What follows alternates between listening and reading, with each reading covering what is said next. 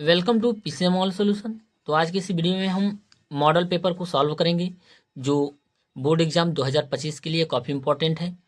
और ये विज्ञान का जो मॉडल पेपर है, अब यहाँ से देखेंगे कि ये प्रश्न पूछे जाते हैं और ये 20 अंक के प्रश्न होते हैं बहुविकल्पी। अब यहाँ से देखेंगे पूरे पेपर की बात करें तो पूरे पेपर का जो समय होता है 3 घंटे 15 मिनट का होता है। जो 15 मिनट ये हमको देखना पड़ता है निर्देश के बारे में। और यहाँ से देखेंगे पूरे पेपर जो होता है 3 घंटे 15 मिनट का, वो पूर्णांक होता है 70 नंबर का।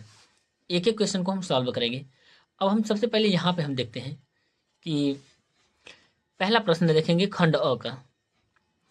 किसी शब्दकोश में पाए गए छोटे अक्षरों को पढ़ते समय आप निम्न में से कौन सा लेंस पसंद करेंगे। ये प्रश्न रहा, कौन सा लेंस पसंद करेंगे। तो सबसे पहले हम जानते हैं दोस्तों कि किसी छोटे अक्षरों को पढ़ने के लिए हमको उत्तल लेंस की ज़रूरत पड़ती है। तो अब देखेंगे यहाँ पे अवतल हमारा तो दोनों ऑप्शन खत्म हो गए, बी और डी। अब देखेंगे ए और सी के में तो 50 सेमी फोकस दूरी का एक उत्तल लेंस। फिर देखेंगे यहाँ पे 50 सेमी फोकस दूरी का एक अवतल लेंस। सी देखेंगे 5 सेमी फोकस दूरी का एक उत्तल लेंस, 5 सेमी फोकस दूरी का एक अवतल लेंस। तो ऑप्शन हमारा कौन सा सही हो जाएगा, सी हो जाएगा, 5 सेमी फोकस दूरी का एक उत्तल लेंस। यहाँ पे अब यहाँ से हम दूसरा नंबर प्रश्न देखेंगे। एक पारदर्शी माध्यम से दूसरे पारदर्शी माध्यम में प्रवेश करने पर एक प्रकाश किरण के लिए अपवर्तन कोण का मान आपतन कोण की तुलना में अधिक है। अपवर्तन कोण का जो मान है वो किसकी तुलना में, आपतन कोण के मान जो होता है अधिक होता है यदि प्रकाश की किरण। अब देखेंगे ए देखेंगे सघन माध्यम से विरल माध्यम में जा रही है। दूसरा देखेंगे विरल माध्यम से सघन माध्यम में जा रही है। सी देखेंगे सघन एवं विरल माध्यम की संयुक्त सतह की दिशा में जा रही है। अब डी देखेंगे दोनों माध्यम एक ही है। यहाँ से दूसरा का ऑप्शन क्या है, ए सही है, ए सही है। अब हम देखेंगे यहाँ से कोई है, ये किरणें हैं, ये हमारा सघन है, ये हमारा विरल है। तो अब देखेंगे सघन से विरल में जाएगा यहाँ से, तो क्या हो जाएगा, यहाँ पे क्या हो जाएगा आर, ये आपतन कोण आई है। तो ये जैसे दूर जाएगा तो क्या हो जाएगा, सघन माध्यम से विरल माध्यम में जाएगा, ये अभिलंब से क्या होता है, दूर चला जाता है। प्रश्न नंबर हम 3 देखेंगे। दूरदृष्टि दोष के कारण प्रतिबिंब बनता है, ए रेटिना पर, बी है रेटिना से आगे, सी देखेंगे रेटिना के पीछे, डी देखेंगे कहीं नहीं। अब फिर से एक बार प्रश्न देखते हैं। दूरदृष्टि दोष के कारण प्रतिबिंब बनता है तो रेटिना के पीछे, कौन सा ऑप्शन सही हो जाएगा, तीसरे का सी। अब यहाँ पे 4 नंबर प्रश्न देखेंगे। प्रतिरोध का मात्रक होता है ओम, ओम प्रति सेमी, ओम सेमी, वोल्ट। प्रतिरोध का मात्रक ये ओम होता है। यहाँ पे चौथा का ए सही है। 5वां का प्रश्न देखेंगे। अब 5वां नंबर प्रश्न देखेंगे। किसी चालक में 2 एम्पियर, यहाँ पे आई दिया है हमारा 2 एम्पियर, धारा प्रवाहित हो रही है 2 सेकेंड, यानी टी बराबर हमारा कितना दिया है 2 सेकेंड। चालक से गुजरने वाले आवेश की मात्रा होगा, तो हम फार्मूला देखते हैं क्यू बराबर आई टी। अब क्यू बराबर आई टी, तो यहाँ पे आई की जगह क्या रखेंगे 2 और टी की जगह 2, तो यहाँ पे मल्टीप्लाई करेंगे तो 4 आ जाएगा।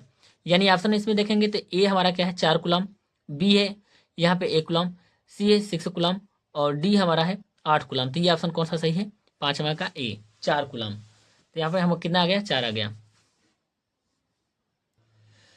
प्रश्न नंबर हम 6 देखेंगे। स्थिर चुंबकीय क्षेत्र में ध्रुवों के बीच किसी वैद्युत धारावाही चालक पर लगने वाले बल की दिशा ज्ञात करने के लिए उपयुक्त नियम है। ए देखेंगे मैक्सवेल कॉर्क स्क्रू नियम, बी है फ्लेमिंग के दाएं हाथ का नियम, सी है फ्लेमिंग के बाएं हाथ का नियम और हमारा डी है ओम का नियम।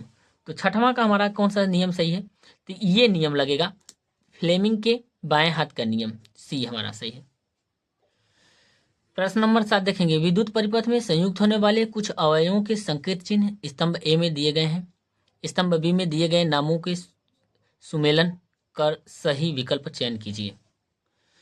अब यहाँ से ये प्रश्न है। अब इसका स्तंभ ए स्तंभ बी में हम देखेंगे मिलान करने वाले हैं। तो यहाँ से देखेंगे पहलगा का ये है, ये हमारा परिवर्ती प्रतिरोध का जो ये क्या है सिंबल है। और ये दूसरा का नंबर हमारा है अमीटर का।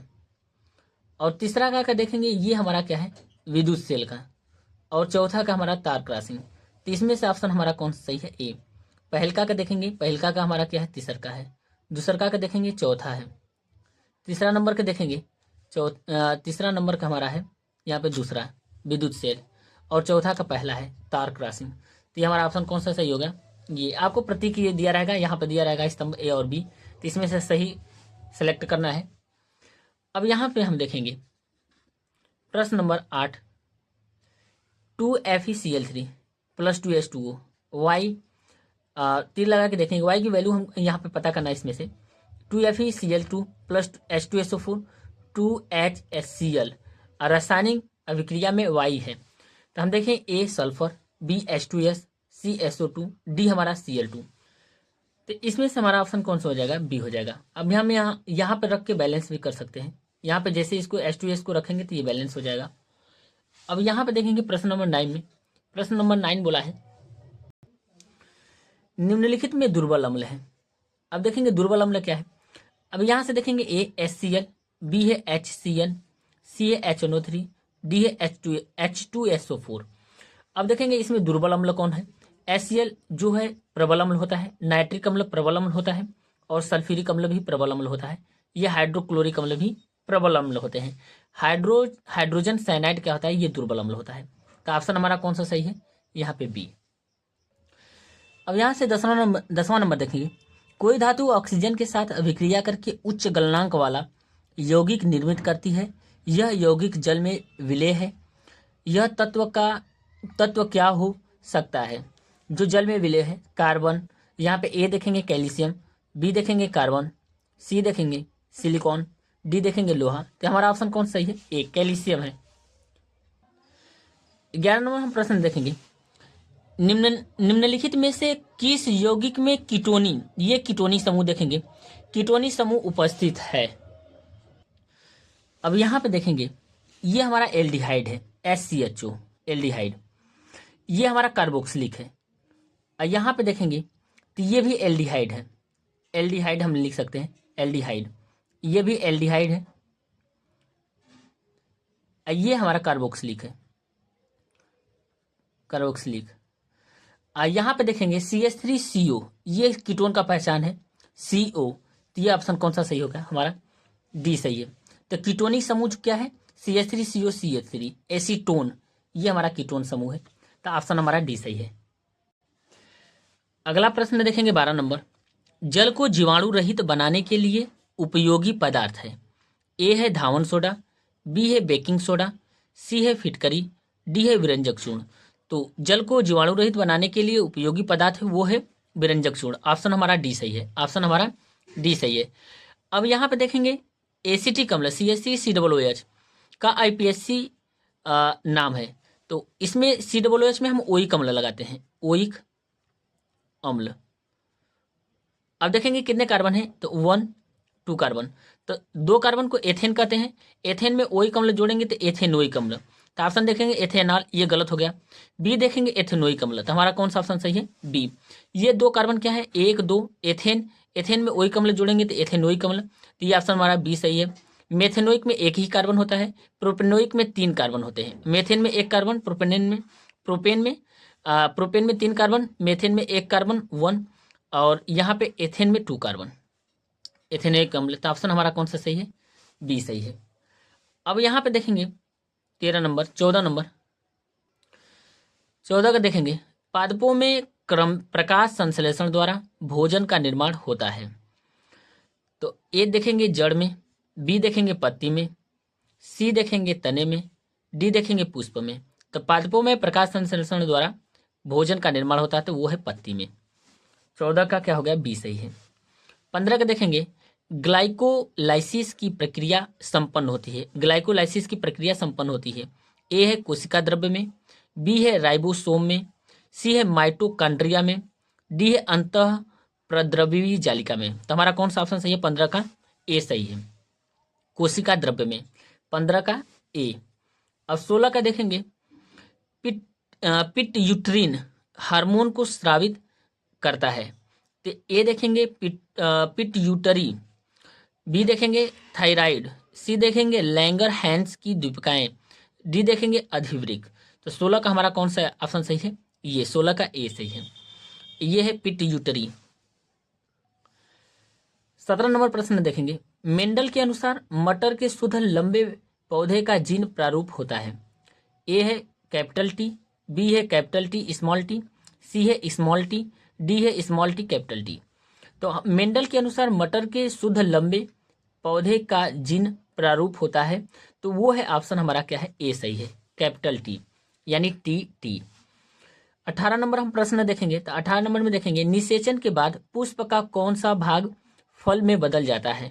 तो ए देखेंगे पुंकेसर, बी देखेंगे वर्तिका, सी देखेंगे अंडाशय, डी देखेंगे बीजांड। तो जो 18 का ऑप्शन सही है हमारा क्या है? सी सही है, 18 का सी अंडाशय। निषेचन के बाद पुष्प का कौन सा भाग फल में बदल जाता है? तो वो है अंडाशय। अब उसके बाद 19 नंबर देखेंगे, निम्नलिखित में से कौन आहार श्रृंखला का निर्माण करते हैं? घास, गेहूं तथा आम।